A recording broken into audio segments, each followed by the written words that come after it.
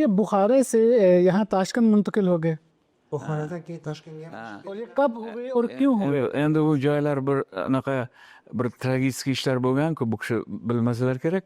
20-yilda inqilob bo'ladi. Inqilobdan oldin anaqa qilib, dadamni 30-yilda keyin surgun qilgan bu yoqqa. सन 1930 में उन्हें जला वतन कर दिया गया 1930 में इनके वालिद साहब के Arxivsi emas. Oldin u kishini Bayotga, mana Toshkent nima borga Mirzacho'lga. Bu yoqqa surgun qilgan. पहले इन्हें बयाउत में Mirzacho'l. इलाका Hech qanaqa nima bo'lmagan, cho'l. बेआबो गया सहरा थी उस इलाके में शुरू में उन्हें की Ana shu keyin qatag'on boshlangandan keyin o'sha repressiya 36-37 37-yilda endi dadamni podshozoda anaqa dindan xabari bor anaqa deb o'sha paytda nima qilib 8 yilga o'sha Arxangelga sir आदमी थे नमाजें पढ़ते थे तो सोवियत हुकूमत की ये बात बिल्कुल पसंद नहीं की तो उन्होंने फिर से इन्हें जला वतन कर दिया कहाँ शुमाल में रशिया में जला वतन कर दिया इनके वालिद साहब को 1930 में ही।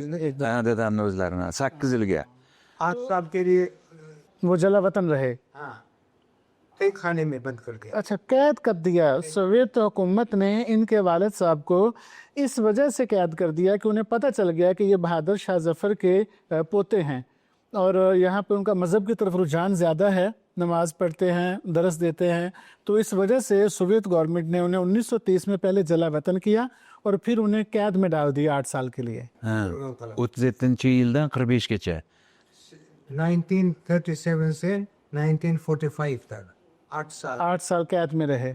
तो फिर ये जो मुसीबतें थी ये फिर कम कैसे हुई फिर? 45da qaytib kelganlaridan keyin 45 में ये वापस आ गए उज़्बेकिस्तान में qaytib kelganlaridan keyin dadamni ilm kuchli bo'lgan-ku. Dadamni o'sha paytda endi bular nimasi rosa kuchli bo'lgan.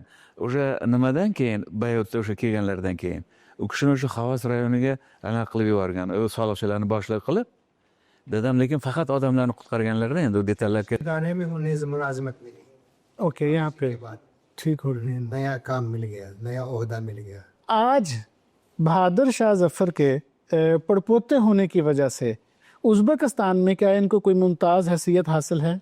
osonliklar qanaqa biz shu man injenerman ishlaganman mehnat qildim o'z kuchim bilan कोई किसी किस्म की आसानियाँ या कोई फैसिलिटीज कुछ नहीं मिला था मैं इंजीनियर था इंजीनियरिंग मैंने पास किया ताशकंद पॉलिटेक्निकल इंस्टीट्यूट में इंजीनियर तामीरात का इंजीनियर सिविल इंजीनियर, ठीक हो गया। तो बस ये अपने ही बस अब काम किया और आप एक आम फर्द की तरह अपनी ज़िंदगी गुजार रहे हैं। बहादुर शाह जफर का पोते या पड़पोते होने की वजह से इस वक्त कोई मुमताज़ हैसियत हासिल नहीं है उज़्बेकिस्तान में इनको, जीरो के बराबर ना होने के बाद ज़ीरो के बराबर है। दूसरा मैं ये पूछना चाहूँगा कि इस वक्त जाहिर है आपके लोगों के अंदर एक बादशाह का खून है और वो जो खू है एक बादशाह वाली वो तो जाहिर है ख़त्म नहीं होती। मैं पूछना चाहूँगा कि 1857 में जब बरे सग़ीर में अंग्रेज़ आए और उनकी हुकूमत का ख़ात्मा हुआ तो आप उस ख़ात्मे को कैसे देखते हैं? क्या आपको वहाँ के मुसलमानों से कोई गिला है, कोई शिकवा है उनसे कि उन्होंने शायद साथ नहीं दिया आपके परदादा का? अगर वो साथ देते तो शायद उनकी हुकूमत ख़त्म ना होती। u kishi aytaman amrini xizmatida bo'lganlar. U kishi 1917-yilda o'zlari qazo qilgan. Lekin onam tomondagi bobomni Devonbegini anaqasi Devonbegini otib tashlagan o'sha nimalar o'zlariga lahatlarni qazdirib otib tashlagan. इनके Man बुखारा के अमीरों की खिदमत में रहे खिदमत गुजारी की लेकिन इनकी जो वालिदा थी वालिदा की वालिदा उन्हें गोली मार के हलाक कर दिया गया कहाँ? बुखारा में Buxoroda o'zlariga lahatlarni qazdirib otib tashlagan. खबर थी उन्हीं के हाथों जाओ अपने खबर खोदो खुदवाया था खबर खुदवाई तो बल्कि उसी के हाथों पे उसी आदमी के जिसे दफन करना था एक ही बंदे को। एक बंदे बरकशी लिखता u kishini bobom mana shu Devonbegi bobomni mani bobom bo'lsalar o'zlari 17-yilda o'lganlar. Onam aytadilar man bitta hujjat topdimda fors tilida shunday deb yozgan: banda navoz tasadduq hamsaram shimo Qozimullo Qavomiddin Xo'ja Sudur Duokishon, Muvaffaq Amri Oliy taqiq kardam, Shahzoda Mirza Mirxazor Jamoai Arabon, Mushqoqi viloyati Qarshi Fovtida, Jamoai mazkur bajoy u Abbosbon namra ki baxalos bude, xosta az Manzurali Oliy umid karda duo men namoyan gufta arz kardam deb yozilgan. Bunda yozilishicha bobomni anaqalari shu qazo qilganlarini ulug' anaqa sizin topshirgan ulug' nimangizni bajardim.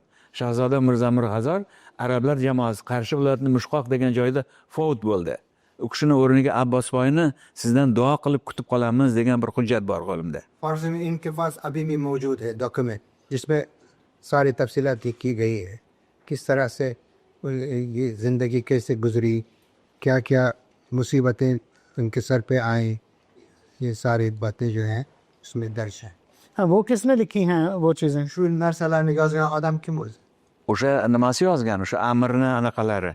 Bu arxivdan topdim-da men. Arxiv में हाँ। मिला है Amirni nimasi yozgan, endi kim yozganini bilmayman. O'sha hujjat bor.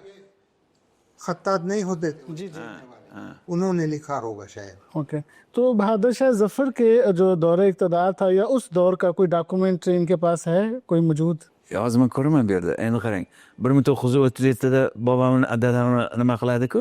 1937da dadamni o'sha qamoqqa kelgan paytda uyimizga haligi nimalar NKVDdan kelgan kechqurun olib ketishga. Uyimizda arabiy anaqalarda arab tilida u kitobmi, Qur'onmi, hamma narsamizni ular hammasini tortib olgan.